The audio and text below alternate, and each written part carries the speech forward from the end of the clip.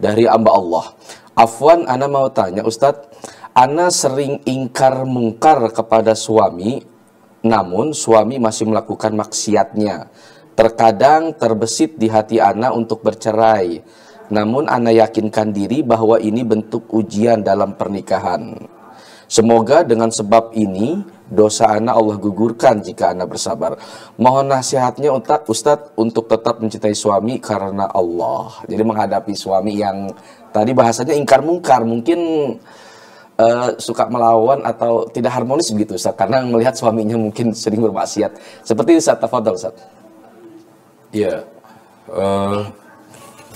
perlu diketahui bahwa kehidupan suami istri itu adalah kongsi penuh dengan kebaikan dan keberkahan yang dilandasi oleh kecintaan dan kesetiaan di dalam untung dan rugi, di dalam suka duka, dalam rangka untuk memantik kebahagiaan abadi dunia dan akhirat. Itu simple, singkat rumah tangga. Jadi kehidupan rumah tangga itu adalah kongsi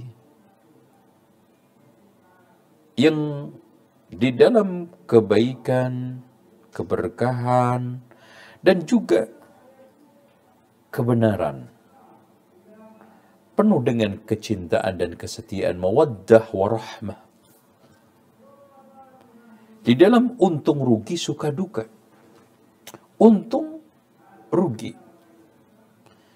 Kalau sekarang seorang suami atau istri memilih hanya untung saja, itu dia berarti sedang mengadakan kongsi dagang. Maunya untung saja. Maunya sekarang langsam saja. Suami baik, Masya Allah, bersukaria. Suami banyak duit, bersenang ria. Tetapi ketika sekarang ini kondisinya terjal, curam, licin, sudah mulai keinginan untuk mundur dan menunjukkan ketidaksetiaan. Itu berarti bukan pernikahan. Suka duka, kalau sekarang kongsi pernikahan itu cuma di dalam suka saja, itu namanya piknik. Makanya sedikit tidak cocok tempat wisatanya aja protes-protes kepada panitia, ngomel-ngomel kepada panitia. Itu namanya kongsi piknik.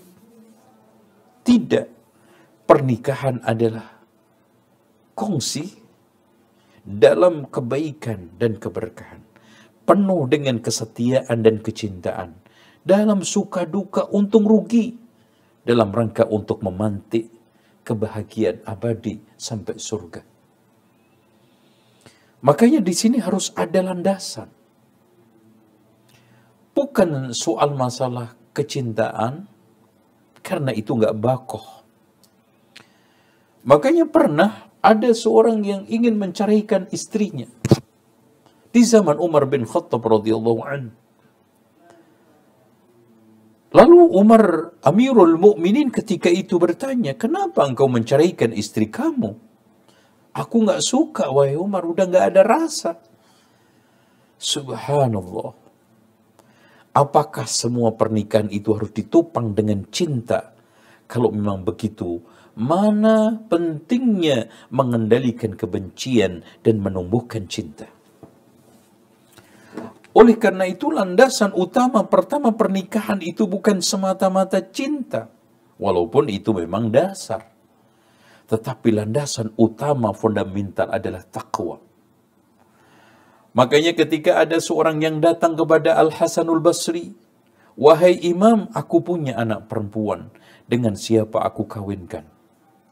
Kawinkanlah dengan laki-laki yang bertakwa. Kenapa? Bila dia mencintainya, dia akan memuliakannya. Dan bila dia membencinya, tidak akan menzaliminya. Allahu Akbar. Kenapa? Karena sikap takwa. Dan takwa itu nggak mungkin kecuali dibangun di atas ilmu yang bermanfaat. Makanya di sini kata Imam Ahmad, aslul ilmi khasyatullah, asas daripada ilmu itu adalah takut kepada Allah.